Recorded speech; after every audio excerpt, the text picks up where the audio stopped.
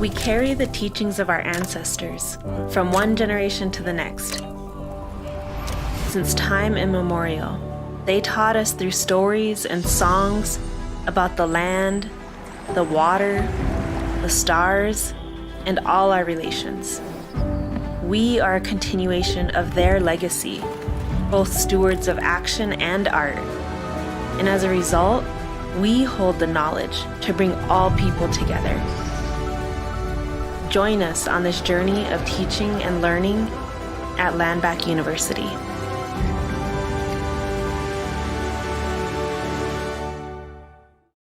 Gotcha.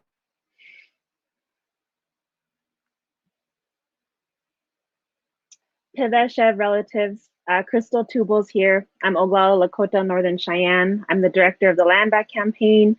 And I'm calling in from Northern Cheyenne territory right now, and just really excited to announce the launch of LANDBACK U, or LANDBACK University, and just welcome all of you today to today's live, Indian Live with our LANDBACK team here.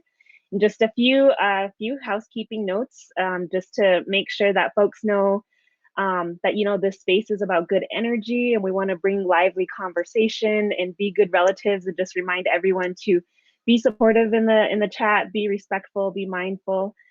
Also that this is alive, and so, you know, as usual, like technical difficulties, you know, just hang in there with us if we run into any issues, or if anyone drops out or anything is lagging. We will definitely do what we can on our end to remedy that. Just hang in there with us for a little bit longer as we navigate all of these different issues that come with the lives and the time of living on this platform. But with that, I want to take a moment and just introduce the two new LANDBACK organizers, Nadia Tanaus and Demetrius Johnson. But I want to give them both a second to introduce themselves and just welcome everyone here today. Thanks. Hey everyone, it's really nice to be here. My name is Nadia Tanaus. I'm Palestinian, born and raised here in Huchin on the Confederated Villages of Lishon, area Ohlone territory, also known as the Bay Area.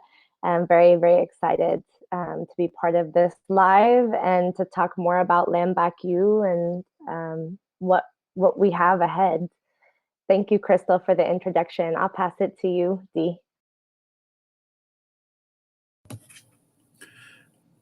Hello, everyone. Yat Shea Demetrius Johnson, Dasha Jane, Twitterchin Inishland, Sit Nanjini, Bushes Chin, Sanjikin Ada Shache, Ado Twitterchin Ada Chanela, Twithlana Denasha, Ado Akut Ego Denehastin Nishlan.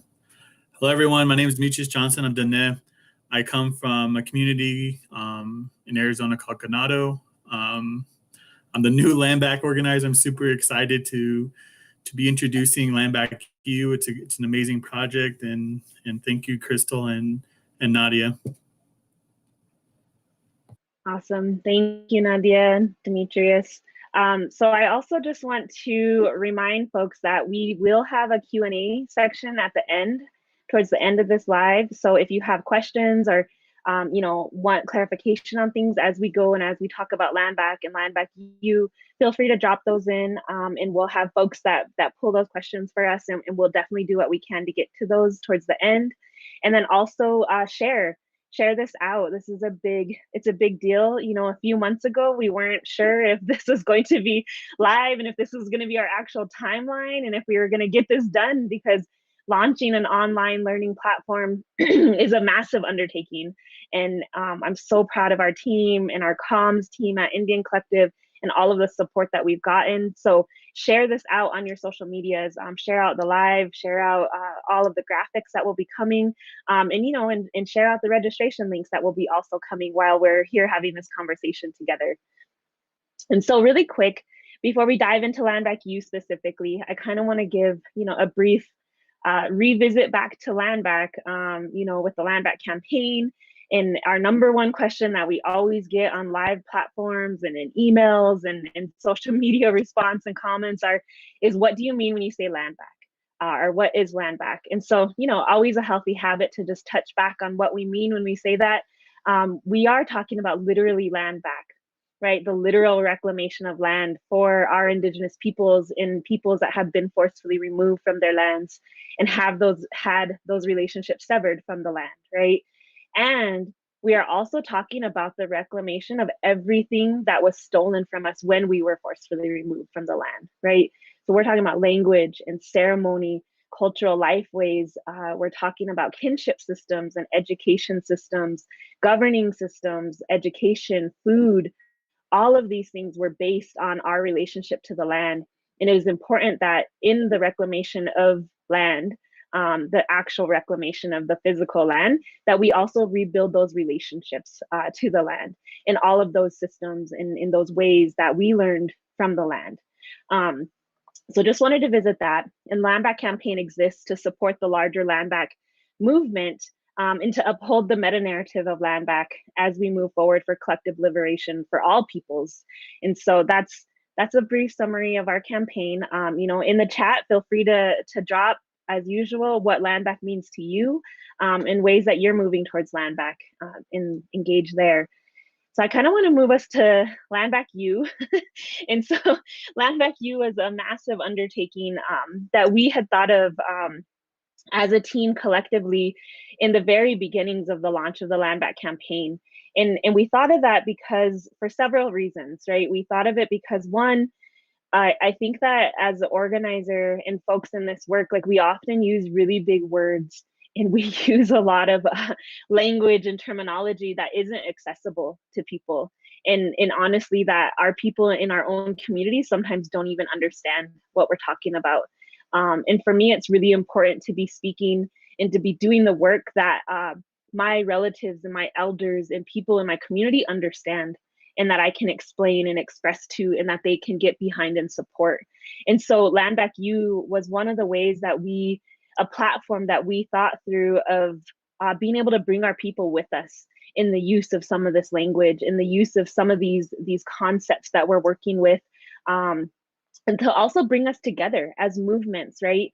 So bringing us closer together as Palestinian organizers and Black organizers and immigrant justice rights organizers, our relatives in the Hawaiian Kingdom, but bringing everyone closer together and having shared ways of communicating about these issues that impact all of us.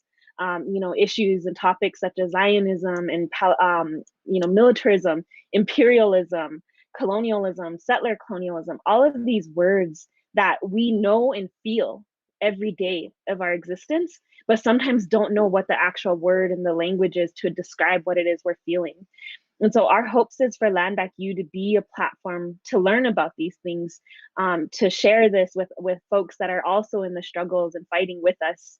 And so that's the biggest thing. The other thing is that our peoples, Indigenous peoples globally, we all come from long lines of folks who have shared generational knowledge with us. Our survival has always been based on our relationship to the land and in the transfer of knowledge about our relationship to the land. And so I think it's really important that we pick up that legacy and that we are able to provide a space for all of us to reclaim that knowledge and to do our part in handing this knowledge down and to be able to continue to share this. And so those are several reasons, where LANDBACK U comes from. And there's a lot of other factors there, but I kind of want to open it up about why we individually think that LANDBACK U is important. And so I'll, give Nadia and Dee a few minutes or a few seconds to think about that. Just like, what is the significance of a platform like LANDBACK U? Knowing kind of what it was birthed from, but also what does it mean for you personally as individuals, as organizers, and specifically as LANDBACK organizers now. So I'll take a second and just hand it over to Nadia or Dee, whichever of you feel comfortable answering first. We'll probably have a quick showdown who's gonna go first. But whichever of you is comfortable, feel free to answer that and jump in.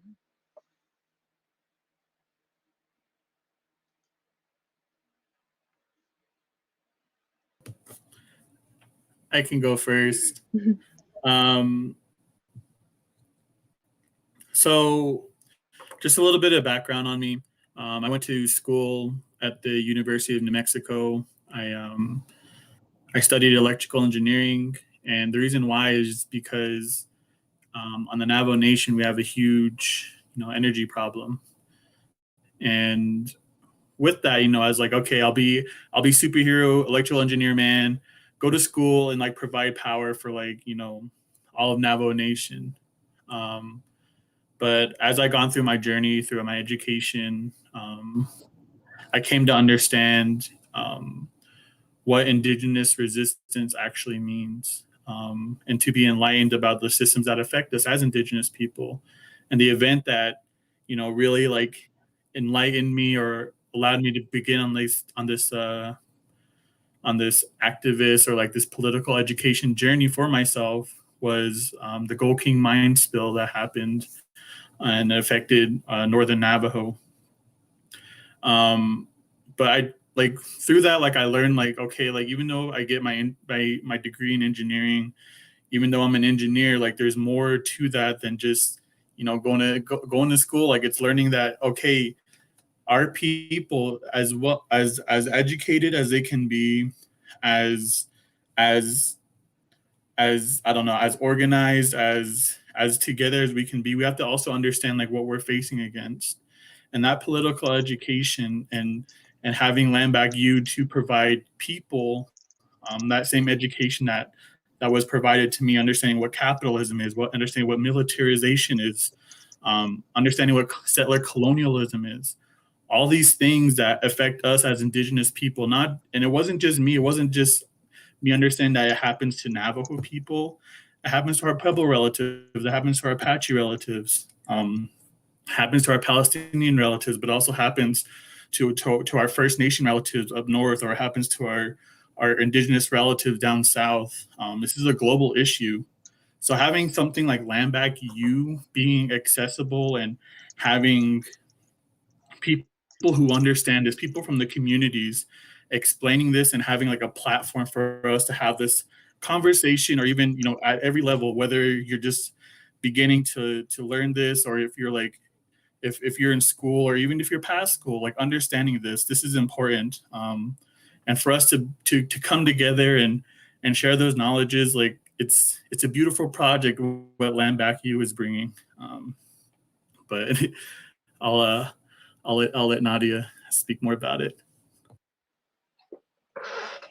Yeah, that was really beautiful, Demetrius, because I think a lot of the times when we think about education, or when we're told what education is, it's in this very formalized and official, expensive, inaccessible way.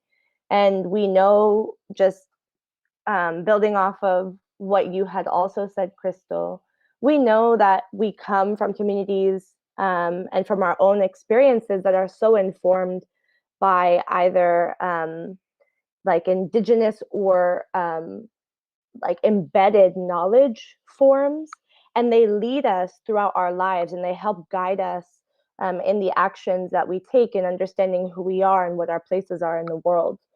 And I like this platform of LANDBACK U because it's accessible, it's free, it's something that doesn't, we're not just going to bring people who have a specific curriculum behind them, or who have you know, a master's or a doctorate degree. Those things are good too, right? And they're have their place, but we're qualifying knowledge based on people's experiences, and we're valuing all different types of knowledge, and that's really special also, because we can say, yes, if this professor, you know, mashallah, they have a PhD, that's great, but their knowledge doesn't come from that. Their knowledge is deeper than that. We can also say that people who are practitioners of, for example, cultural fire, right? They are experts in that. They have so much to share because of their experiences and their connection on the land, and their experiences in connection with their communities and what they bring. And so I think that's exciting for me, is to think about offering education and the exchange and collaboration of creating knowledge that doesn't have a barrier around cost, that doesn't have a barrier around certifications, but is really genuine and is really talking about making the connections between people who have that knowledge and skill set and the people who want to learn it. And when we talk about LANDBACK and how that's not a metaphor or a hyperbole, as Demetrius has said as well, what does it mean to plan for us to get the land back and to fight for that land? To me, it means trying to assemble all of the tools that we should have at our ready, because this struggle is going to be hard. To really get land back into our hands, to really fight for, in the Palestinian context, the right of return and the right to remain, or to fight for the decolonization of Turtle Island in these really material and achievable steps, it's a hard struggle. And so we need all of the tools that we can get. And one of those things is, of course, the information and the knowledge that we all share, but the other is the relationships. And I hope that LANDBACK U can also be a platform to foster some of those collaborations that are necessary for our survival. Yes, thank you. That's so powerful. I mean, I totally and completely appreciate Dee and Nadia's take on this, and they've just added so much to LANDBACK U, even in the short time that we've been able to actually work together collectively on this project. And I think too, just to revisit like some of LANDBACK campaigns, you know, principles or the way that we move. Like one of the things, we have 4 demands, right? And I've spoke about these on other webinars and other lives, but we have 4 demands around dismantling white supremacy and like the institutions that continue to embody that and uphold it, and to defund white supremacy, specifically the institutions that are not embody but enforce white supremacy, right? Like the police, the military, border patrol, ICE, not even National Park Service Rangers, all continue to keep us separated from the land and our relationships with the land, right? And that's just here in so-called US, not even thinking about a global context right now. And then return land to Indigenous hands, and then moving us from an era of meaningful consultation to an era of free and prior informed consent, right? Where we have say in what is going to affect our lives and our relationships with the land. And so those being our demands, we utilize those demands specifically, and they're kind of vague and really broad, but for a reason, because we believe that like in order for us to get land back, like we have to work collectively. We have to build these relationships with other movements globally, not just here in the so-called US, but we have to be moving on a global scale to really do that. And we know that and believe in that. And LANDBACK is a campaign that is very relationship based and rooted.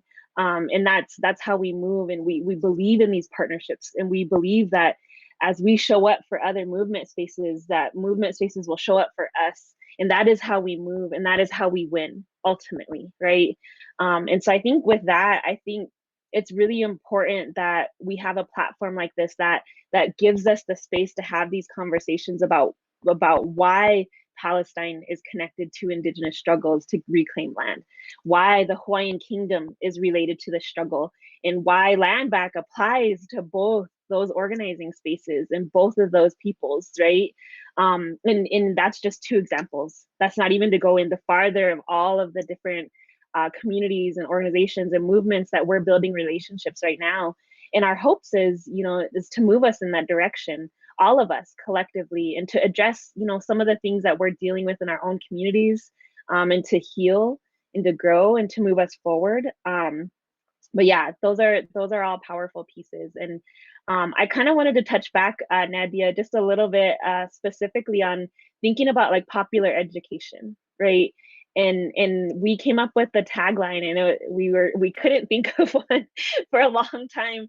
When we have titles like this, it's always good to have like nice taglines and catchphrases. And it took us a while to really think about and we wanted to be genuine and real with that tagline. And we came up with the one of people's education for collective liberation. But I kind of wanted to visit with you, Nadia, and hear your perspective on, and your take on popular education and why we went with the word and the phrase of people's education. Yeah, it was a fun creative process. Like, how do we take a few words that reflect accurately this whole idea, platform, vision? I think when we came up with the term peoples, just thinking about a little bit of a play on words and also a reference for concepts. So we have peoples with an apostrophe at the end, meaning that these are groups of people. So we all come from groups of people, right? Or a people, a nation. And when we also talk about peoples, it's really the communalization, the democratization of knowledge, where you break down in the idea of popular education, or even the Popular University platform or project out of Palestine, which is so powerful. And we have examples, so many examples of this, but it's breaking down that infrastructure that makes somebody the teacher and somebody else the student, and doesn't provide ways for those students to actually become practitioners themselves, or doesn't create ways for those people who are supposed to be offering the knowledge to also reflect and to learn from their students. And so this is something where democratizing that knowledge also changes the structure, where we still offer the utmost respect to the people who have so much experience and what they are bringing, but it means that we're accessible to each other and that we have the ability to impact one another and also grow, create the knowledge that we're seeking, right? It means that knowledge isn't stagnant. It means that we're the ones who have the power to create it, to make it useful, to build it into tools, and to teach it to the next generation, as they will also teach it to us. And so I think just on the popular education tip, that also goes back to something we were saying earlier. Just, what does it mean for somebody to know something and to be an expert, or to be somebody who has a deep knowledge that can share that with somebody? And how do we account for that? And we know that in our communities, no one went up to your grandma and was like, sorry, do you have a degree? Like, are you a specialist? You know, we know what we know because people have their full experiences. They've done this their whole lives. And for us, that's also enough. Um, and so, and I want to double that down and say it's not about watering down knowledge. It's about empowering the people who know to share that and to be seen as reference points and to say education was never top down. It's always about connection. It's always about story. It's always about what are we going to do with that in order to strengthen ourselves, strengthen our communities, strengthen our nation, our peoples for the future fight so that we can not just exist, we're persisting and we're being the best that we can be. And so that's also another piece that's exciting about this is trying to formulate that wisdom, which so many of us have been lucky to come from, and make it accessible to each other. As we're fragmented by white supremacy, by colonialism, by capitalism, it's so important to be able to maintain those connections and to know that we have reference points in each other and we can trust each other to support our demands and to fight alongside each other for justice that serves everybody and goes back to the root, which is our dignity. I want to leave a that is so powerful hearing you share that. Dee, I wanted to see if you had anything you wanted to add on to that specifically around popular education and in the idea that like we have what we need in our own communities, right? We have the knowledge, the skills, the experience. But just wanted to see if you had any thoughts and wanted to share on reflections on that piece.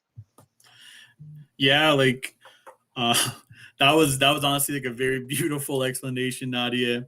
But also like popular education, again, like we don't want to formalize it or formalize it like through you like not like a typical university, right? So when we say popular education, it's literally like education taught by people, like everyday people, not someone that has like this prestigious degree or exudes themselves as just like some leader or some I don't know, just some grandiose person. It's literally just like people literally just trying to get land back, but also that understands the struggle and is trying to teach like the younger generation, like, hey, like this is how we do it. This is how it's been done. And like, I'm just passing this knowledge on to you. But also like the main thing is like it's accessible, right? We want this education to be accessible, and it's for everyone. But yeah, that's all I got. Can I jump in with something you made me think of, Dee? Yep.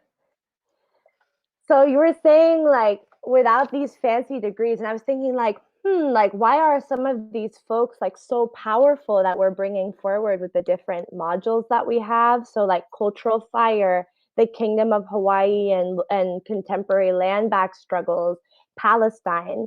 And I'm thinking like some of those people, you know, they have their PhDs on lock and they have them on the wall.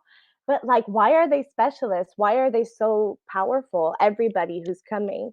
It's because they've been engaging in land back struggle and in dignity for their community for so long. And that's the amazing thing. We all bring so much with us to this work. And I feel like if we do this well, which comes from participation, right? It comes from y'all participating and being part of the project. But if we do this well, we can really create a space where folks can offer all of those layers to themselves. And, you know, maybe we'll learn also, how do you fight in these different scenarios? What are some of the lessons that we can bring from the land back struggle in Haleakala, for example, and the land back struggle in the Black Hills, or the land back struggle in Jerusalem? What are some of the really concerted things that we can learn from each other? It just made me excited hearing you talk about that, because I was thinking about all the different layers that people have to each other, and that's such an opportunity to bring all these different pieces of ourselves. Yes, so beautiful. I love this conversation.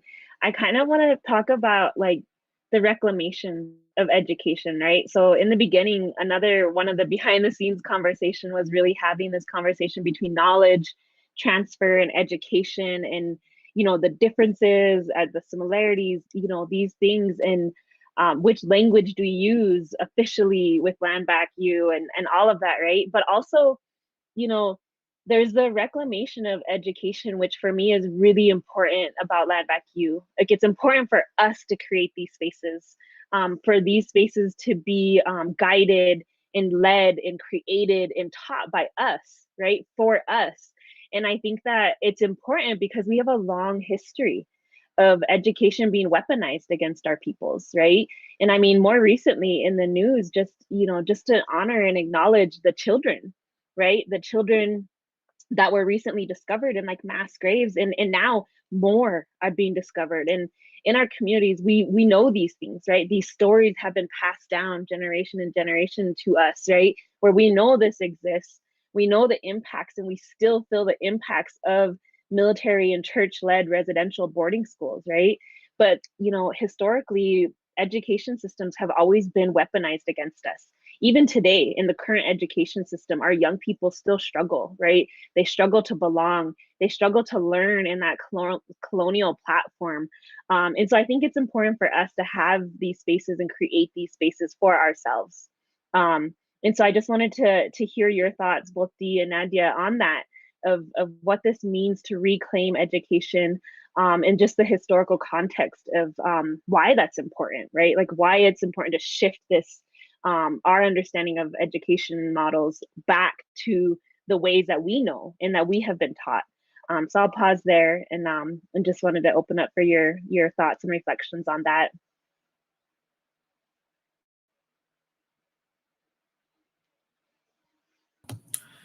Well, I think like when we think of education, especially like if you're going to college, it's always to sell yourself, to sell your body, to sell your labor, to sell your knowledge, so that you can get money, you can like fit into like the capitalist system, and it goes round and round and round.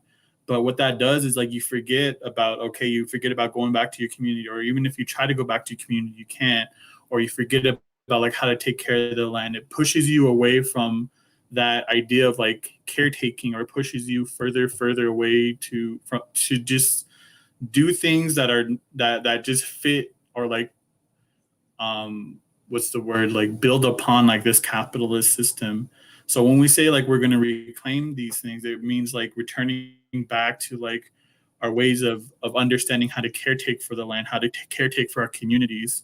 I would love to just like, instead, I'm just going to use my like engineering degree. I'm sorry, but even throughout my journey, it was just like, okay, so you want to work for Raytheon? Do you want to work for Honeywell? Do you want to work for I don't know, these huge engineering companies that just work on building military weapons, or military infrastructure? Like that's the main avenue which people try to acquire or like gain capital.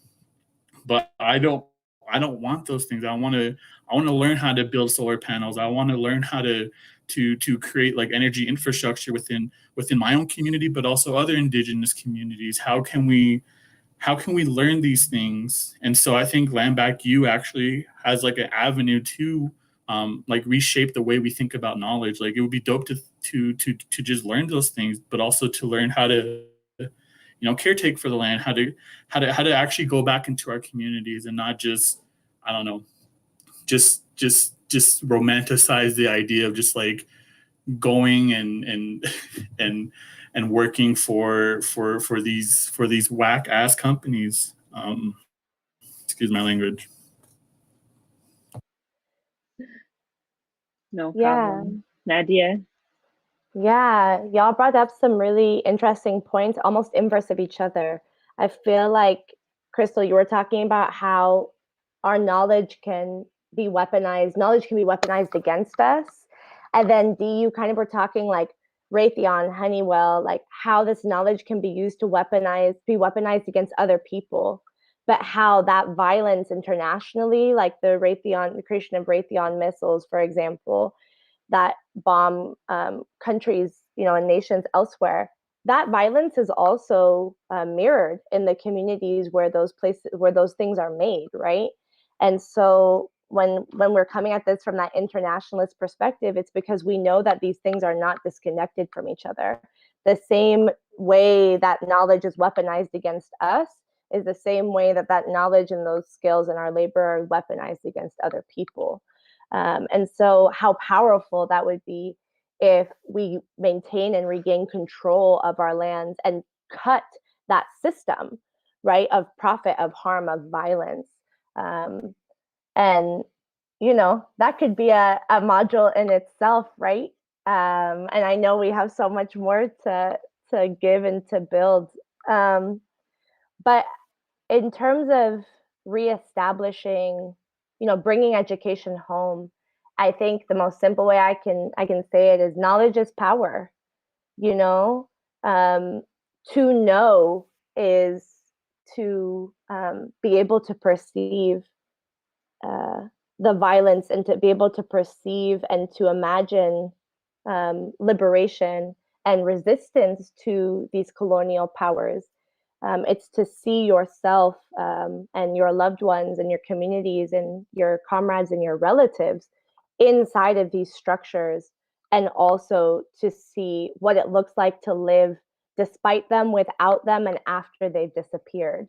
So to me, education gives us the ability to vision and to know what's next, to kind of unstick ourselves, because living and experiencing these different forms of oppression can be really hard, and it weighs us all down. So what does it mean to say, yeah, this is what we're experiencing? But as an auntie we were talking to earlier said, like, we were here before they came, and we're here, and we're going to be here until, after they go away, after these systems dissipate. We are the forever. We are the eternal, right? And so what does it mean to step into that power and say, okay, we're not going anywhere, and we haven't gone anywhere, and we're honoring all of the steps that have been taken in order for us to be here, and also honoring the people who did not make it and who are not here with us, and the people who will come. How do we offer this so that we can create a better scenario for the people ahead? And they're the ones who will also take us to freedom. So I think that's the everlasting potential of education and of this collaboration. It's to literally rebuild or to continue to build in a true way the world that we're fighting for. That's so powerful. Yeah, I mean, like, I believe, like, our ancestors seen us moving in these directions, and like that's why they fought so hard and oftentimes sacrificed life and freedom to make sure that we had this knowledge, right? And for a lot of us, like, why I even get to live here on these lands, right? And be able to garden and to hunt and to have that relationship, to know how to go harvest medicines that are out there to help myself, to heal myself, so I can continue to do this work, right?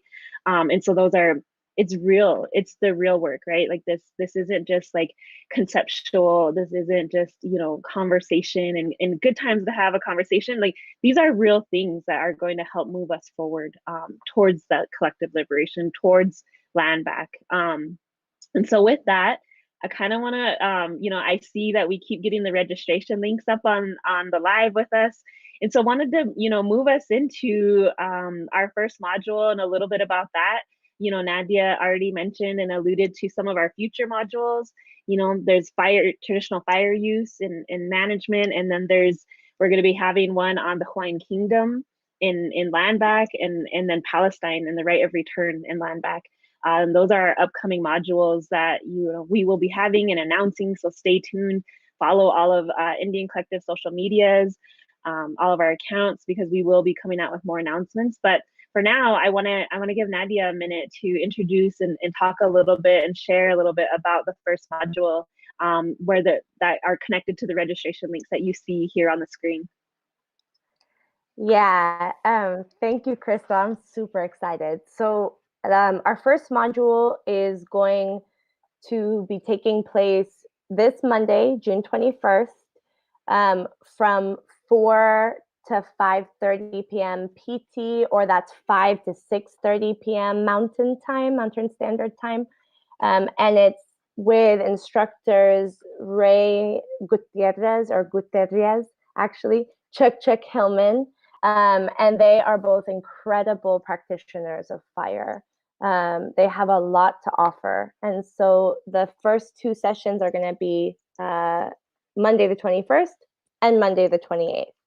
And basically, the way that we've set this up, or as we were planning this all together, with Ray, with Chuck, and with the LANDBACK team, we were just thinking about not only giving the historical context of fire use and kind of the diversity of practices, but really talking about what it means to revitalize that in different communities. And so the way it's set up is that session 1 is going to be a lot of really important information and a good discussion on kind of the different uses of fire, different plant communities that really require fire in order to live. Like, how did we create the world around us? In the sense of so-called California, a lot of our ecosystems are created by fire. And in that, talking about like the fire industrial complex, like the militarization of fire, where you're fighting it, right? And there's all of this money that gets swamped not into maintaining and stewarding the land, but into fighting the destructive force of fire. And so how do we talk about fire in an informed way? And I think the second session we're really looking at as a guiding session. So to say, okay, these are some of the ways that that Ray and Chuck and others have navigated some of the structural challenges that are set in place for Native communities and Native people to not be able to steward the land, to not be able to use fire as a beneficial tool. And so how do we also, between session 1 and session 2, we're going to collect information on who's attending and really talk through, like, what does it mean to bring fire back to your community? How has fire been used in your community? What are some stories that you have? Is it currently being used? Are there aspirations that y'all can follow right now to start to reintroduce it as a practice? And so it's pretty exciting. I think this is going to be something really different, and it's a long time coming. So I know that Ray and Chuck are really excited to share with y'all. Please show up and share with them, and let's make this something super collaborative. Again, Crystal said there's a link for registration that's open. Please share it with your friends, circulate it. This conversation is going to be awesome, y'all, and it's going to be that way because y'all are going to show up strong and come ready to exchange some knowledge and throw down with Ray and Chuck. So that's the fire module. It's going to be fire. Pun intended.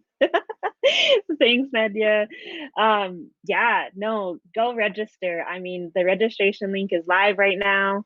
Register, sign up for both classes. And that kind of moves me into thinking about the questions that we get. And I know when we first launched our video, some of the questions that folks had were who is LANDBACK U for? And so just really thinking about that, it was, it's a good conversation, of who is our audience. And, for me, because of the way LANDBACK campaign moves and because the way that we are viewing our campaign ultimately as a global campaign, an issue that impacts all of us, and that we work for collective liberation for all peoples. For me, it's very much for all peoples, right? I think it's a matter of what roles we play, right? So just thinking about allies and accomplices, leveraging privilege to open spaces and to open doors for us to be able to have and gain access to knowledge, or for us to share knowledge, for Indigenous communities and in our own communities, right? I always think about youth. Like, are the young people that I work with able to grasp what it is that we're talking about? Are they able to connect to it, to what we're doing? And to me, that is really important. It's important that my siblings and the young people that I work with in my community are able to grab a hold of this and to carry this forward in ways that feel good for them, in ways that they understand. And so I think it's for our young people. It's for our age group. It's for organizers. It's for activists. It's for all of our movement partners, all of us to be able to continue to deepen our knowledge of each other, right? Because that only helps us understand each other more, and that deepens our relationships, and that deepens the work, and that makes the work more possible, right? And so, you know, it's for all folks. So share this out, share the links, share the graphics that are coming out on social media, share out this live, encourage everyone to register for this, right? And then, you know, and then be mindful and respectful as coming into these spaces with folks who are, you know, just lovingly giving of their time and their energy and their knowledge. I mean, I'm just really humbled to be in the presence of some of the folks coming on, and that who have agreed to be presenters and facilitators for LANDBACK U. There's their deep knowledge that has been probably passed down to them from my grandparents and from relatives, and they're willing to share that with us here. And so, you know, just come with respect, come with mindfulness in these spaces, and yeah, and just be open to learning and open to taking that energy in. So just want to mention that, you know, LANDBACK is for all of us. But with that, I kind of want to move us. We're going to have a quick break here, and want to encourage folks to drop questions into the chat. If you have any questions or clarification or anything about any of the conversation today or upcoming, you know, ideas, we're already planning into 2022. So we definitely welcome conversation and questions and ideas and all of that. Please drop them in the chat, and we'll get to those as soon as we come back from this short break.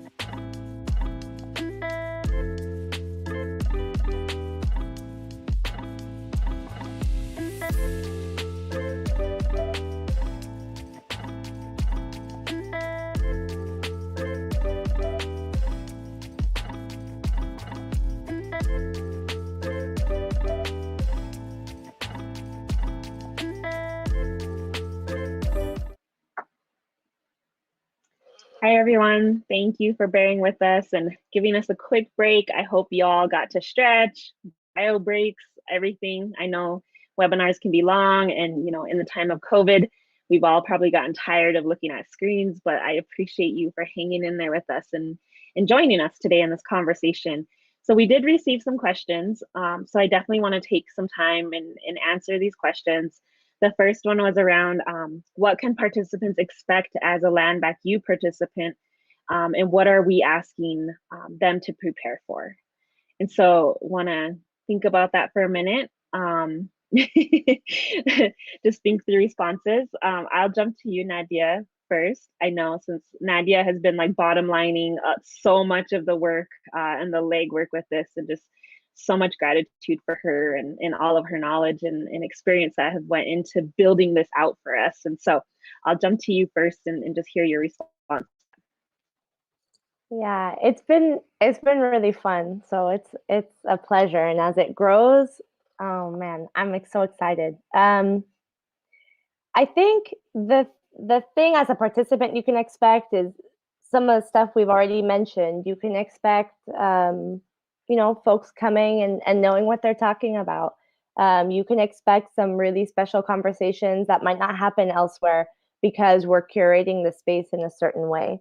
And I think also expect that you're going to come into a session and maybe be transformed by it. That would be the ideal. And so what we would expect, or I think what we're expecting from LANDBACK participants like you, is we're expecting you to come and to really give your attention, come however you can. But if you show up to session 1 and you're able to show up to session 2, try and prioritize that, because you're going to get the majority or the maximum of what you can get really by showing up to the sessions. And then there are opportunities afterwards to continue to engage with the people who are presenting. And we're going to offer some really great resources in each section to plug in. So come with your full self and come genuine, come ready to engage and ready to learn. And as Crystal had mentioned, because LANDBACK U in most cases is going to be a mixed space with lots of different people, be aware of kind of bringing who you are and also who else is in the room with you. And we're definitely doing a lot of work with our instructors to think about a module that's accessible for everybody, but really doesn't lose the political importance of like some of this knowledge. Those people and certain people are going to carry, and that's okay. So how do we have our relationship to the knowledge in a different way that's informed, it's just, and it's something that follows our principles too. So you don't have to all be able to access it or even carry it out the same way. That's part of the beauty of it, is thinking about our multifaceted approach, or the idea that we all have different roles to play. And so how do we come to this space knowing that we're going to bring something different than our next classmate?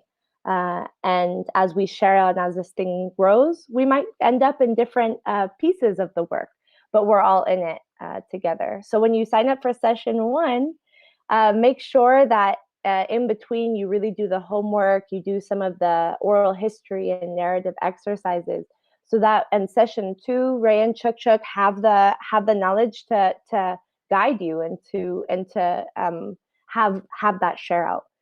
That's the best I can think of. Yeah. We'll see how it grows, Definitely.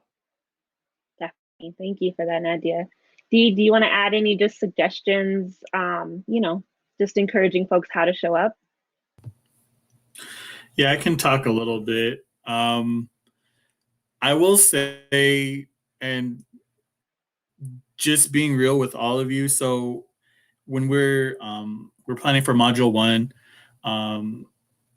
and talking with the presenters, just within like a 5-minute window of them just kind of giving like a synopsis or overview of like what they'll be talking about, I learned so much. Like my mind was blown. I felt really empowered, and like I was just like, wow, like that was just 5 minutes. That was just like a sneak preview. That was just one chip out of the hot Cheeto bag. And so like just come prepared. Just be ready to get your mind blown, but also, you know, come correct. Like, you know, you're there to learn, and like these people are offering like very powerful knowledges. So, you know, just be prepared. Just be prepared for that. Definitely. Thank you for that. It's so real. I mean, like I said, I'm extremely humbled by the people that are showing up in these spaces and doing this for us. And also just, you know, want to encourage folks, yeah, to come with an open mind and also be patient with us.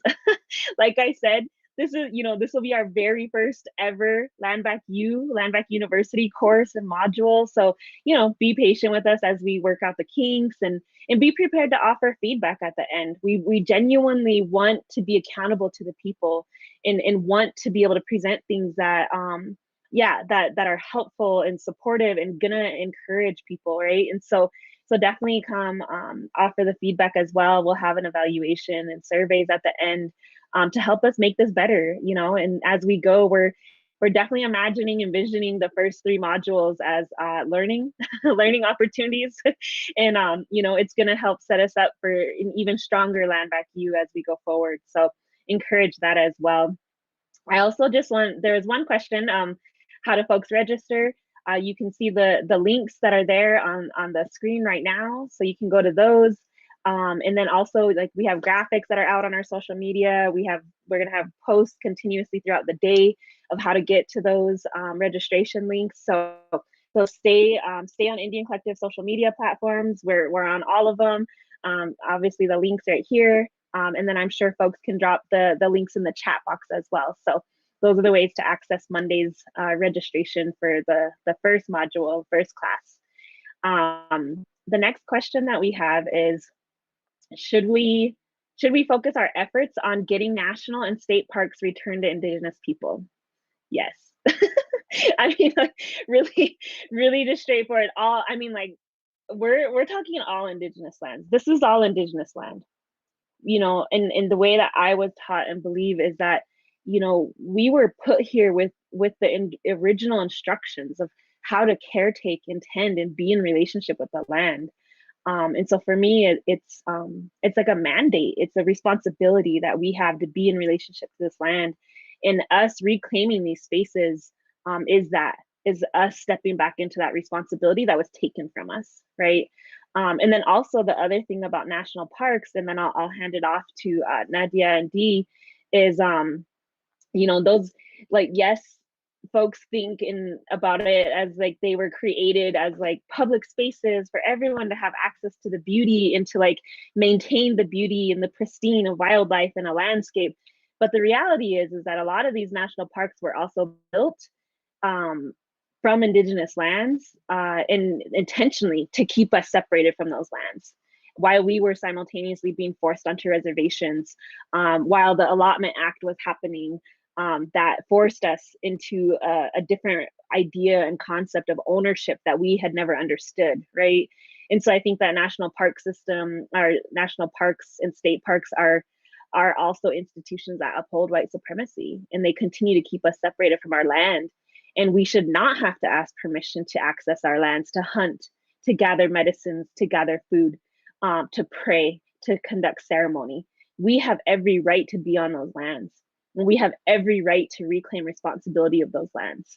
So yes, a hard yes, we should be focusing in doing that amongst the many other strategies and efforts to reclaim land as well.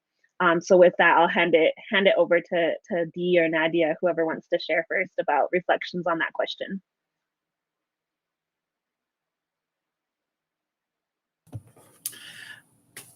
Well, I mean, of course, like national and state parks, like those are public lands, and public lands are stolen land. Like, and like we want our lands back. Like I was in South Dakota a couple weeks ago, helping out with relatives for a ceremony, and we had to go up to the Black Hills. And every time we have to go up to the Black Hills, we're stopped by the National State Park, and rangers come out and say like, oh, you need to pay $20 per vehicle to access your lands. And every time we tell them no, like we come every year and we will not pay you $20 to be on our own land. Like, it's it's a bit ridiculous like every time we have to do that. But also, like, you know, we have the right to be there. We know how to caretake for the land. You guys are guests. These are our lands, and like that's the purpose of land back. We are getting our land back. Like it's not we're not just saying it just to say it. Like we are like this is for this is real. Like this is what we're working for.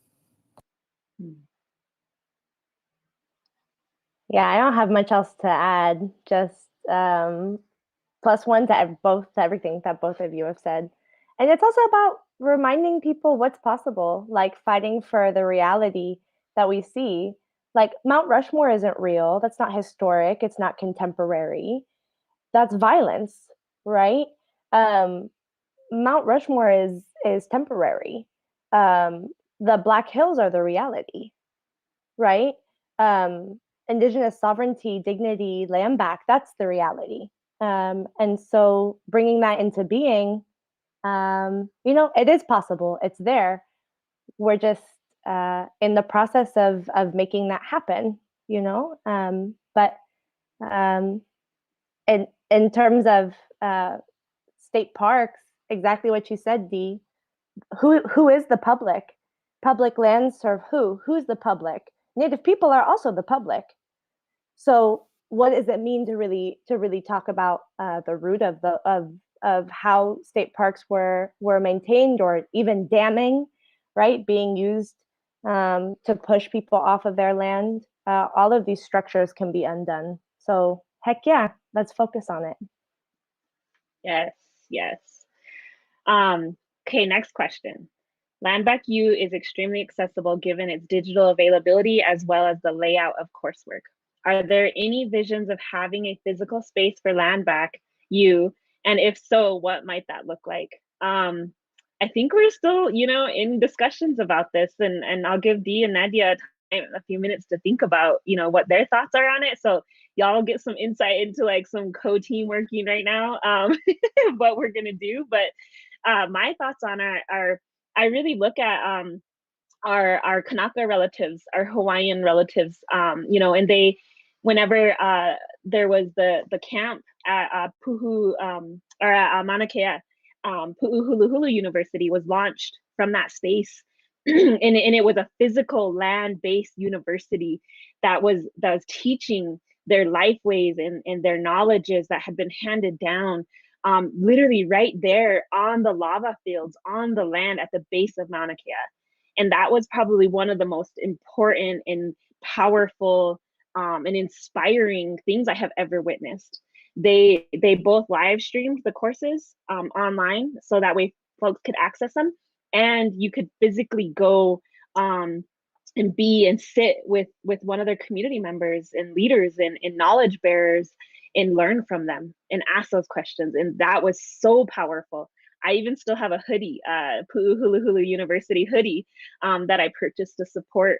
And I look to our relatives over there for a lot of guidance on things. And I think that it's a possibility for LANDBACK U to be able to hold space in that way as we move out of COVID and as things become safer, to be in each other's spaces, right?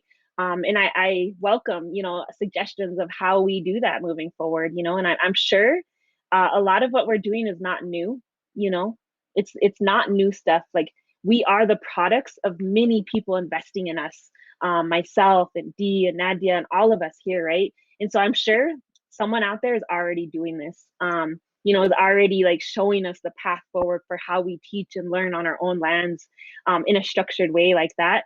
And so, you know, I welcome the feedback and the suggestions for how we do that moving forward, because I think it would be a really powerful and beautiful thing to reclaim our education on the land.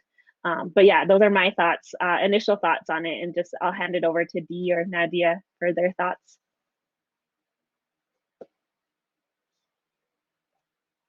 I love that idea of having people live and then also having the streaming online.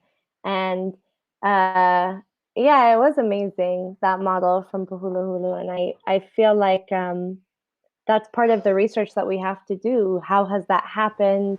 How did it function? What are the ways in which it was effective? I don't have that much to add. It's an exciting prospect to be able to meet in person, period. But then also to be able to do the work together, of being in the same classroom. There's always, I think, more potential when you work side by side physically with somebody to kind of carry some of these projects out, because being hands-on and hands-on learning offers something different. Although I like that in the question, this person asked, there's such a benefit to having it be online because so many people can access it. Maybe part of it is you have the sessions online and then you have a hands-on tutorial, or you have a hands-on piece to that, and that's in person, or it expands from that, where the first part's online and then there's a second session that really builds from the first, that is explicitly in person. I have to think about it. It's a really good question.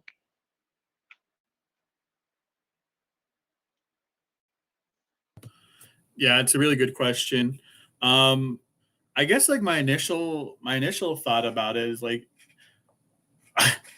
like I think having like a physical space for LANDBACK U like has its time and place. But I would like to see more of this, like, us empowering our people, us empowering each other to, share these knowledges with one another. Like I see LANDBACK U as like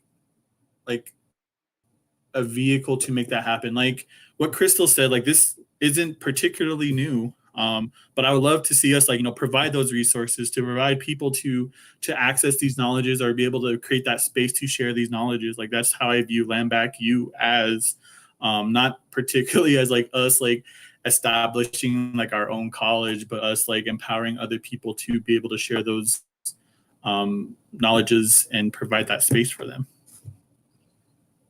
Definitely. Thank you for that feedback, y'all. That'll be like the basis for our conversations going forward of whether or not we do that.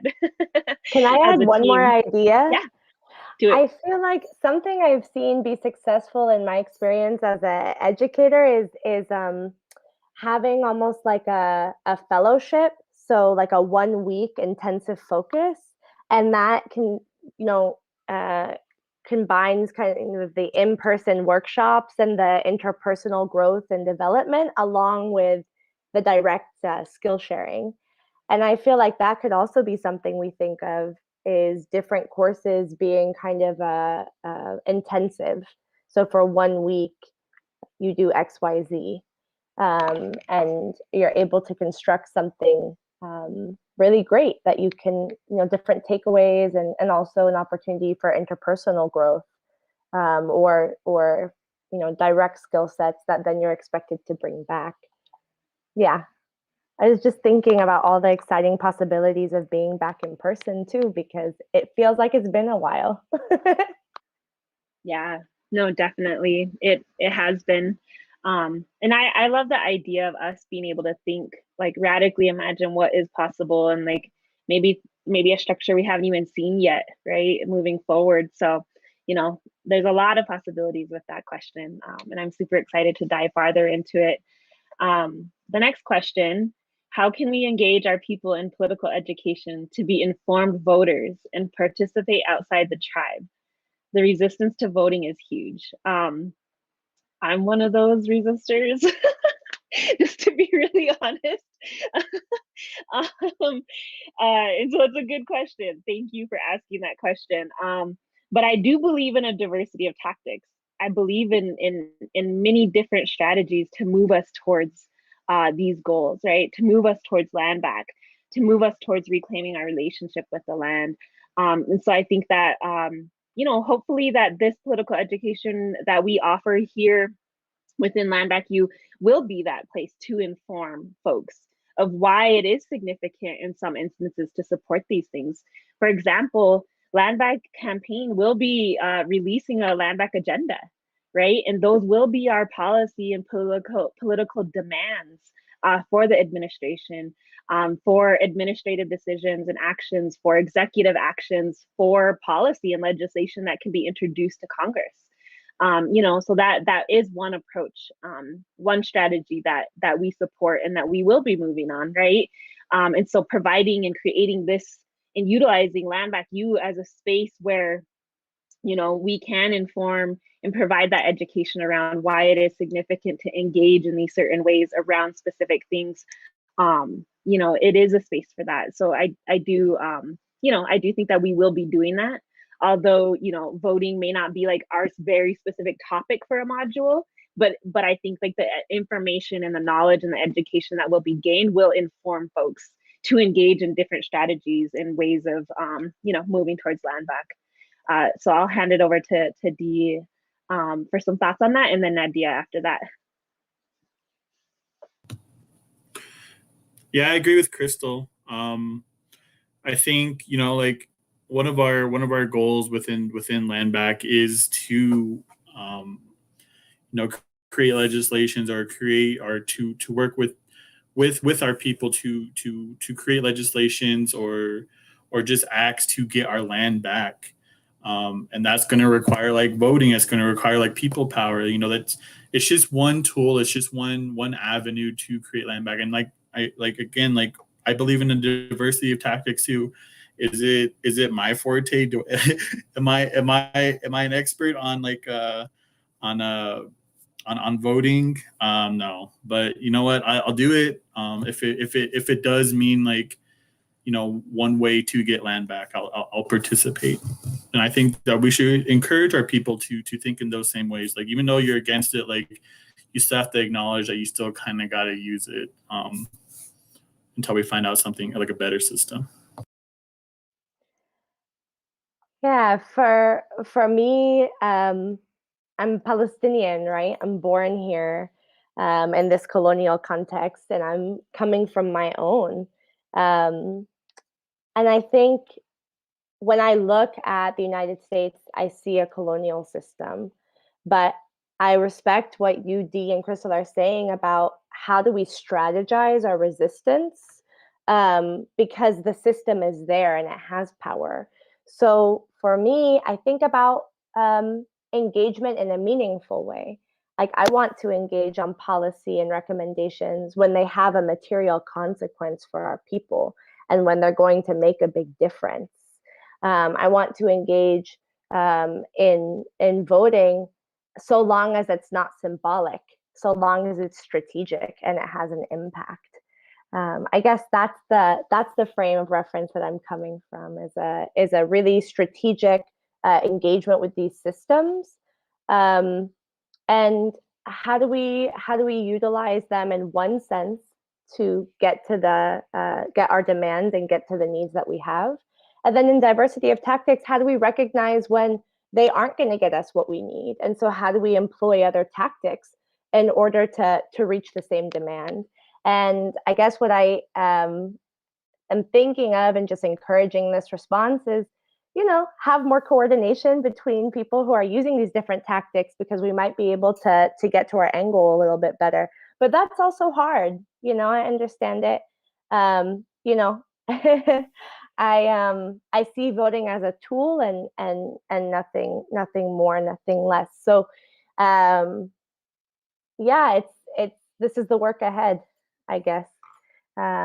And in terms of symbolism, we don't need it. It's empty. What we need is real power. And so as long as that's part of the conversation, I'm down. Definitely appreciate both of your thoughts on that. The next two questions are just more like logistical things. So will the LANDBACK team be facilitating all modules? So a member of LANDBACK team will be on all modules. However, we are calling in people who have that knowledge in their own fields and their own experiences to come in. And so, each module and then each class will have different presenters that are from the respective topics and fields of conversation. However, LANDBACK team members will be on to help just, introduce and kind of guide things along as well. So we'll be present with our folks, with our relatives that are presenting. The next question is, if you're unavailable to make the session, will there be on-demand recordings? Yes, there will be. So please still register. We'll make sure that we get recordings out to everyone when we send out follow-up emails and all of that. So we will make sure that happens. The last question that I see right now, unless any more pop up in the chat, my question is about land back for those of us from unrecognized tribes. How do we go about reclaiming land in our territories while also being respectful of neighboring tribes who are recognized and do not recognize us? Man, that's a good question. Super heavy and loaded question as well. I'll give Dee, Nadia a few moments to think about that one, and then just reflect on some thoughts myself. You know, and it may be helpful, it may not be helpful. And I have to admit, like I don't have that experience, right? So I can't. It's hard for me to offer like genuine things. But as we move forward, you know, LANDBACK campaign is working on a toolkit. It's called Actualizing LANDBACK. And there are several approaches in there that will be listed out in terms of that. But I want to start off by saying that like the way that colonialism has impacted our identities is real. And the way that it has created divides with us is real. And so I want to acknowledge that too. And I also want to like name that we say who we are, right? Like blood degree, blood quantum, imposed ways of recognizing each other don't define us and don't define our identities and who we are.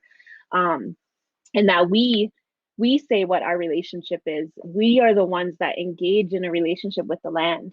And so no one else defines that for us. Like we say that, and that is part of LANDBACK, is reclaiming that.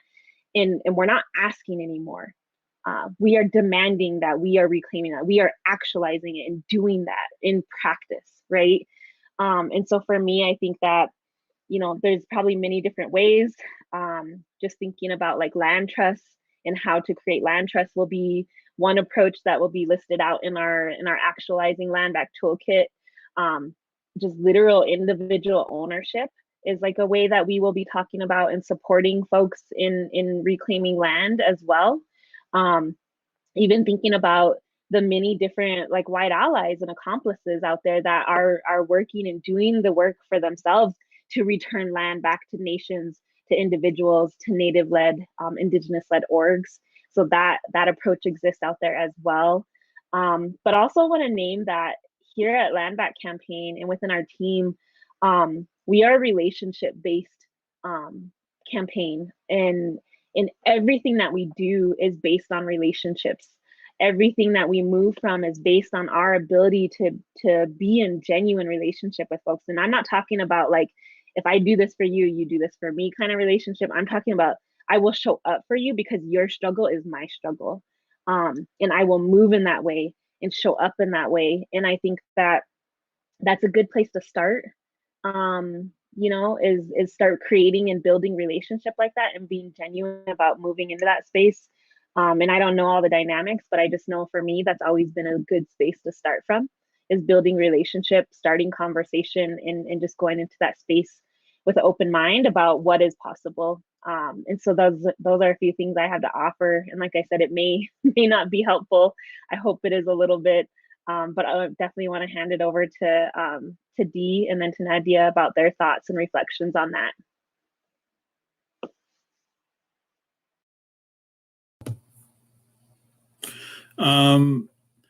That's like, yeah, it's a pretty loaded question. But I guess like what I'm hung up on is like unrecognized. Like I'm not too sure if like you're talking about like a federally recognized tribe or like where this recognition is coming from.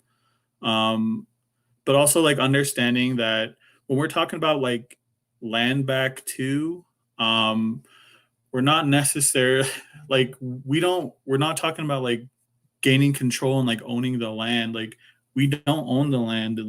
Like we belong, like we just caretake for the land. Like we just make sure that everyone's living all good in the hood and on the land. Like all our relatives, all our non-human relatives, like everyone has their needs met. Like that's what we mean when we mean land back. It's not like, I don't know. There's I just I guess I just have like questions on your question, but like I guess like that's the most I can answer just based on like what I understand.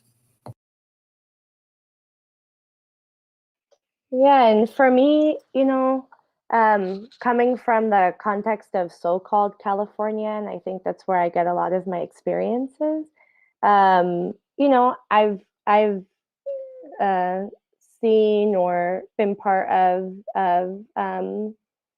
actions and work where there are some inter-community or inter-Indigenous conversations and in the case of land disputes. But truly, it's not my place to comment or even to insert myself in those as someone who's not a part of that community. That's how I feel. But what I can offer is just, practically, like in the fire module, for example, these are folks who come from two different communities and they have different statuses legally, right, in this system.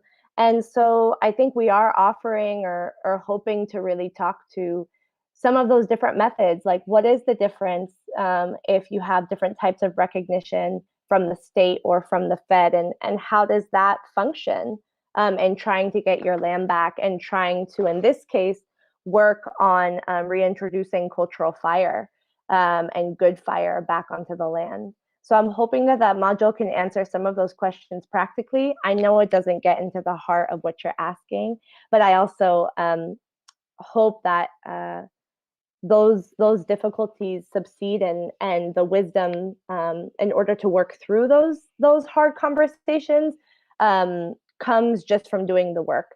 I hope that the relationships, or at least from my own community's experiences, sometimes the land is the thing that convenes us, and all of the other issues that we have that we need to fix ourselves work out because we have a common goal and something to fight for. So I hope that also is helpful.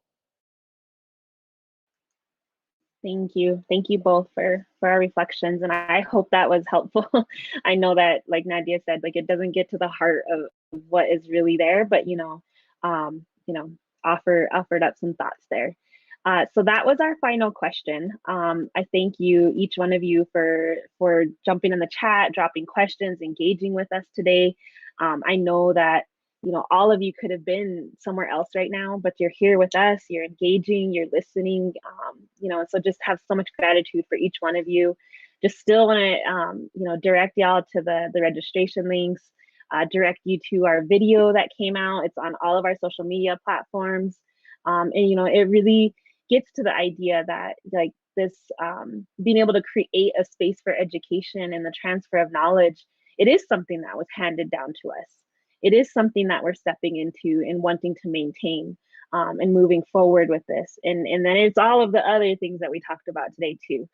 And so again, I just thank each and every one of you for being with us and sharing in this experience. Like I'm so excited for these conversations. I've been wanting to have these conversations for so long, and to create this space for so long, and that it's here. And that's really exciting. And I'm glad that all of y'all get to come on this journey with us. And yeah, just register, share these out, share out our graphics, go to all of Indian Collective's social media platforms and like all of that. We have many other programs that are also coming out from different parts of our ecosystem. So Indian Collective is a massive organization with a lot of work moving forward. And so, right now we have a Radical Imagination fellowship application open. So, that's on our social medias as well. I encourage you to go there and to look at other parts of our ecosystem in addition to supporting LANDBACK U. And give us a follow. Stay tuned to all of the exciting things we have coming up. And I want to give Nadia and Dee, just if you have any final thoughts or anything around LANDBACK U, just give you a moment to share that out, and then we'll be wrapping up for the day. I can give Dee the last word. So yeah, thank you all for being here, and thank you, Crystal and Dee, for being amazing teammates. Like, we're making this happen, and I'm really excited to see what LANDBACK U can offer, and for the folks watching and all the people who are going to register, seeing what you bring and where this goes. You know, we can have the best plan, but it's really us, it's the people who make it. And so I guess we'll see y'all on Monday.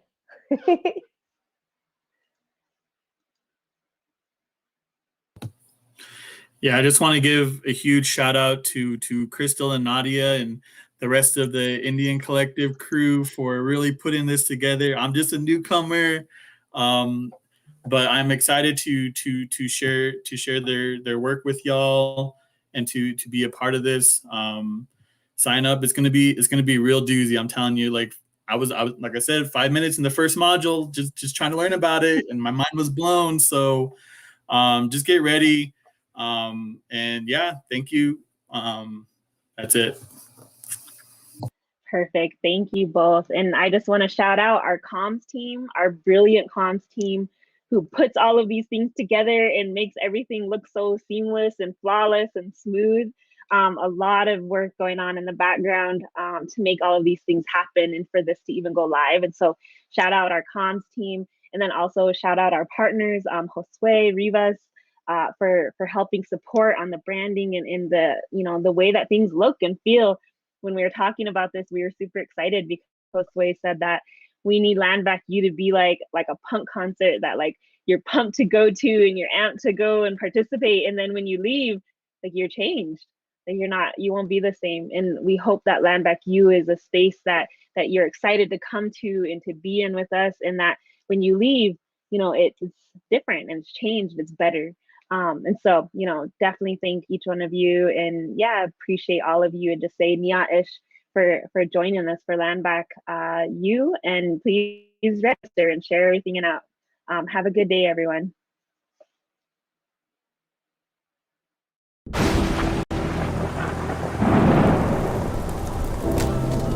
We carry the teachings of our ancestors from one generation to the next.